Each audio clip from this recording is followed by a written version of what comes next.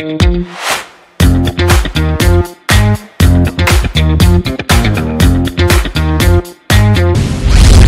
2 दिवसांपासून पाक लष्कराच्या चौक्यांमधून गोळीबार, नियंत्रण रेषेवर पाकिस्तान लष्कराच्या चौक्यांमधून गोळीबार, भारतीय लष्कराकडून पाकिस्तानला चोख प्रत्युत्तर।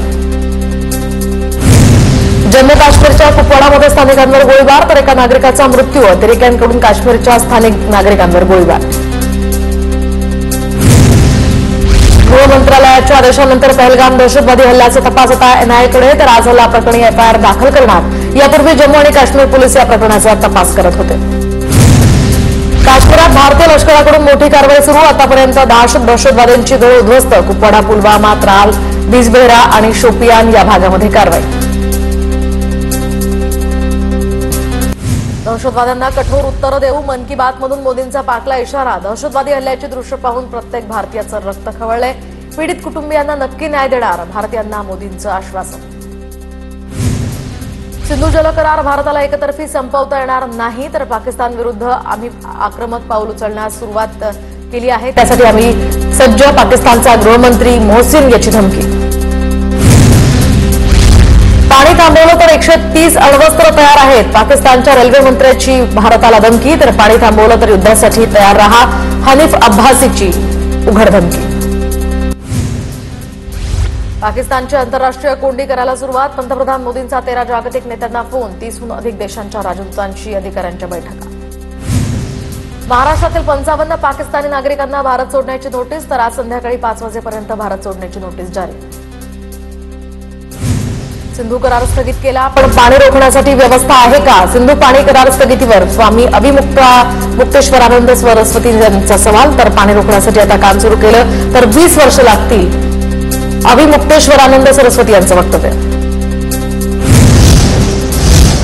एक महत्वाची बातमी, संतोष जगदाळे यांच्या कुटुंबाला एकनाथ शिंदेकडून आर्थिक मदत करण्यात आली। दिवंगत संतोष जगदाळे यांच्या कुटुंबियांना एकनाथ शिंदेंनी आर्थिक मदत केली आहे। पुण्यातील संतोष जगदाळे यांचा दहशतवादी हल्ल्यामध्ये मृत्यू झाला होता।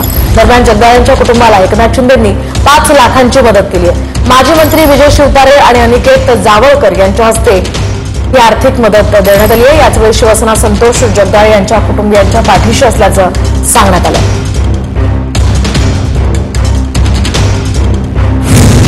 मी शंकराचार्यांचा आदर करतो, पण प्रत्येक निर्णयावर भाष्य नको, शंकराचार्य अभिमुक्तेश्वरानंद यांच्या वक्तव्यावर नारायण राणेंची प्रतिक्रिया। एकही पाकिस्तानी नागरिक राज्यात राहणार नाही, राज्यात असणारे सर्व पाकिस्तानी सापडलेत, कुणी हरवलेलं नाही, पुण्यात मुख्यमंत्री देवेंद्र फडणवीसांची माहिती। महाराष्ट्रात 107 पाकिस्तानी नागरिक बेपत्ता, उपमुख्यमंत्री एकनाथ शिंदेंचं बुलढाण्यात वक्तव्य। देशावर हल्ला होतो तेव्हा मतभिन्नता नाही, आता भूमिका एकच म्हणजे देश एकत्र ठेवणं, देशाला एकत्र ठेवून सर्व गोष्टींचा विचार करता येईल, पहलगाम हल्ल्यानंतर शरद पवारांची प्रतिक्रिया। पहलगाम हल्ल्यातील पीडितांना नागरी शौर्य पुरस्कार देऊन गौरव करावा, कुटुंबातील एका व्यक्तीला शैक्षणिक योग्यतेनुसार शासकीय नोकरी द्यावी, खासदार सुप्रिया सुळे यांची मुख्यमंत्र्यांकडे मागणी। काश्मीरमध्ये मोठं कोम्बिंग ऑपरेशन, तर दहशतवाद्यांना मदत करणाऱ्या 446 पेक्षा जास्त लोकांना ताब्यात घेतलं, गेल्या 2 दशकातील ही सर्वात मोठी कारवाई। जम्मू काश्मीरमध्ये नागरिकांकडून बंकरची स्वच्छता, तर लाईफ ऑफ कंट्रोल शेजारील नागरिकांकडून सुरक्षेची तयारी, तर हल्ला झाल्यास सुरक्षित राहण्यासाठी नागरिकांच्या उपाययोजना सध्या सुरू। शुभम द्विवेदी यांना शहीदचा दर्जा देण्यात यावा, तर पीडित कुटुंबियांना लोक विसरून जातात म्हणून शहीदचा दर्जा देण्यात यावा, शुभम यांच्या पत्नीची मागणी, तर दहशतवाद्यांनी पहिली गोळी शुभमवर झाडल्याचाही दावा। भारतीय नौदलाकडून अरबी समुद्रात अँटीशिप चाचणी, समुद्रातनं दूरवर हल्ला करणाऱ्या क्षेपणास्त्रांची चाचणी। आरएसएसच्या कोअर ग्रुपची आज दिल्लीमध्ये बैठक, सरसंघचालक मोहन भागवत सरकार्यवाह बैठकीत उपस्थित राहणार। पहलगाम हल्ल्याच्या घटनेनंतर संघाचे वरिष्ठ अधिकारी प्रथमच एकत्र। चीनच्या राजदूतानं पाकिस्तानच्या परराष्ट्र मंत्र्यांची भेट घेतली, चीनचा राजदूत जियांग जोडोंग यानं मोहम्मद इशाक दारची भेट घेतली। पहलगाम हल्ल्यानंतर जम्मू काश्मीरमधील अनेक रिसॉर्ट सध्या ओस पडल्यात, काश्मीरी तरुणांवर गुंतवणूक करून उभारलेलं इको फ्रेंडली कॅम्पिंग रिसॉर्ट सुधारी कामं हल्ल्यानंतर अनेकांनी बुकिंग केलं रद्द। पहलगाममध्ये पर्यटक नसल्यामुळे अनेक व्यावसायिकांची दुकानं बंद, दहशतवादी हल्ल्यानंतर पहलगाम अजून सुद्धा पूर्वपदावर आलेलं नाही। पाकव्याप्त काश्मीरमधील सर्व आरोग्य कर्मचारी हाय अलर्टवर, तर झेलम व्हॅली आणि लिपा व्हॅलीतील आरोग्य कर्मचाऱ्यांच्या सुट्ट्या रद्द. पाकनं गोळीबार करून शस्त्रसंधीचं उल्लंघन केल्यानंतर भारतीय लष्कराचं चोख प्रत्युत्तर. भारत सोडण्यासाठी पाक नागरिकांची अटारी बॉर्डरवर गर्दी, तर अटारी बॉर्डरवर वाहनांच्या रांगा. दरम्यान मेडिकल व्हिसा असणाऱ्या पाक नागरिक यांना 29 एप्रिलपर्यंत भारतात थांबण्याची मुभा. भारतीय सीमेवर पाकिस्तानचं सैन्य, स्वयंचलित हवित्झर तोफांसह सैन्य तैनात. पाकिस्ताननं तेल कंपन्यांना डिझेल स्टॉक करण्याच्या सूचना दिल्या. हवाई दलाला इंधन सुरक्षित ठेवण्याच्या सूचना. हायस्पीड डिझेल आणि जेट इंधन स्टॉक करण्यावर भर. अटारी सीमेवर बीटिंग द रिट्रीट. पहलगामच्या दहशतवादी हल्ल्यातील मृतांना श्रद्धांजली अर्पण. भारत पाकिस्तान सीमेवर तणावाची चिन्ह.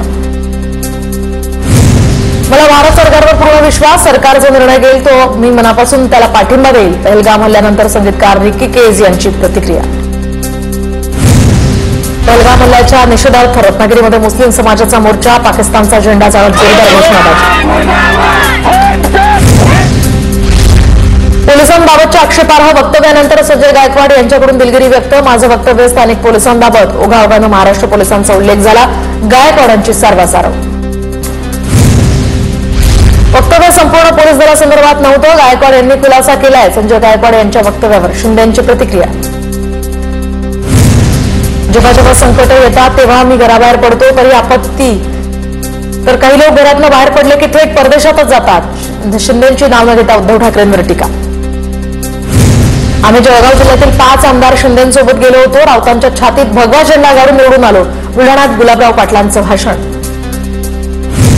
2 भाऊ एकत्र आले तर आम्हाला अडचण असण्याचं कारण नाही, पण संपलेल्या व्यक्तींनी एकत्र येऊन काही उपयोग नाही. राज ठाकरे आणि उद्धव ठाकरेंच्या युतीच्या चर्चेवर राणेंची प्रतिक्रिया. राज ठाकरे आणि उद्धव ठाकरे एकत्र आले तर स्वागत. ठाकरे बंधूंच्या युतीच्या चर्चेवर अनिल पाटलांची प्रतिक्रिया. छत्रपती संभाजीनगरमध्ये ठाकरेंच्या शिवसेनेचं पाण्यासाठी आंदोलन. लबाडांनो पाणी द्या म्हणत ठाकरेंच्या शिवसेनेचं आंदोलन. पाणी पुरवठा करणाऱ्या टाक्याखाली ढोल बजाव आंदोलन.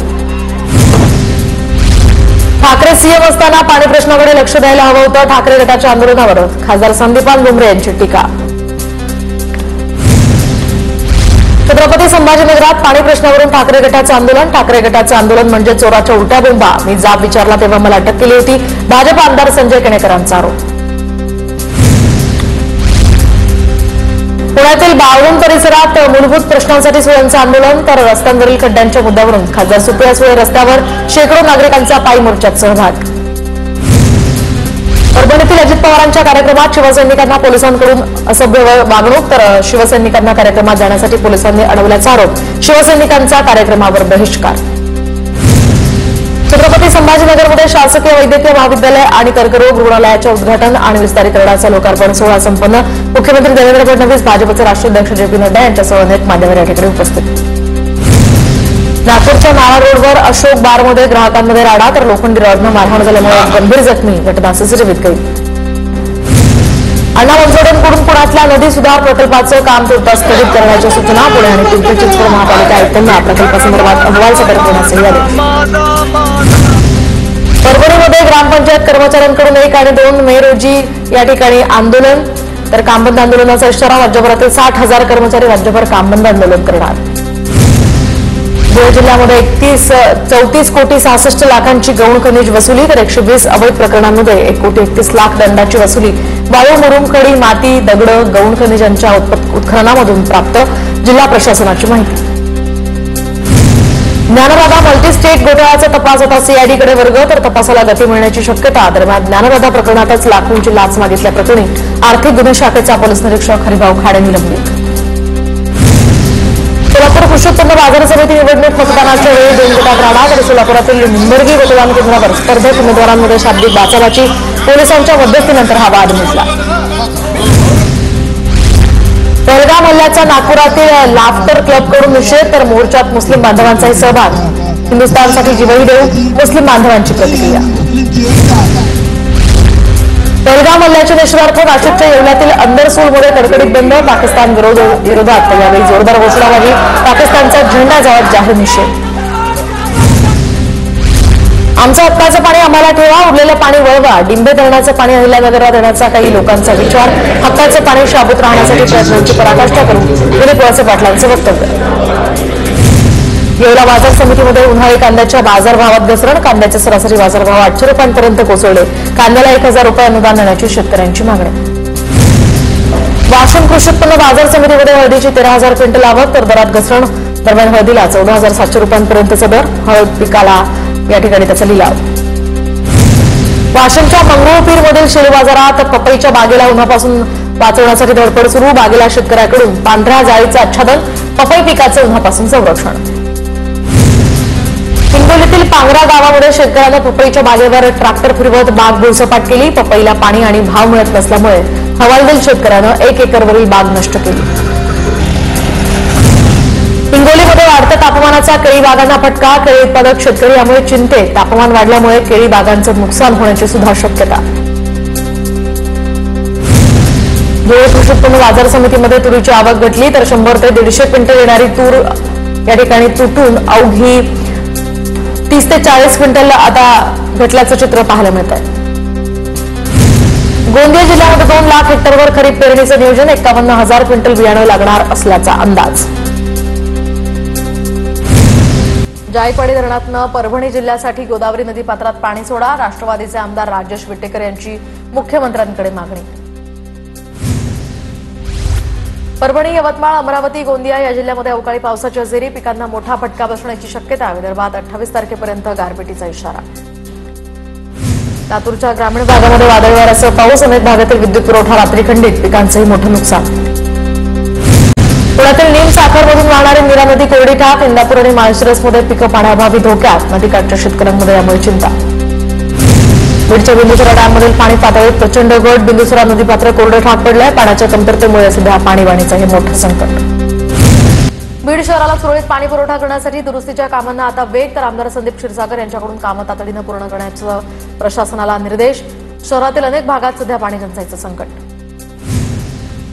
अमरावती जिल्ह्यातील 84 गावांमध्ये पाणी ही तात्पुरत्या उपाययोजनांवर प्रशासनाचा भर. तर 18 टँकर आणि अधिग्रहित केलेल्या 55 विहिरींद्वारे गावांना पाणी पुरवठा.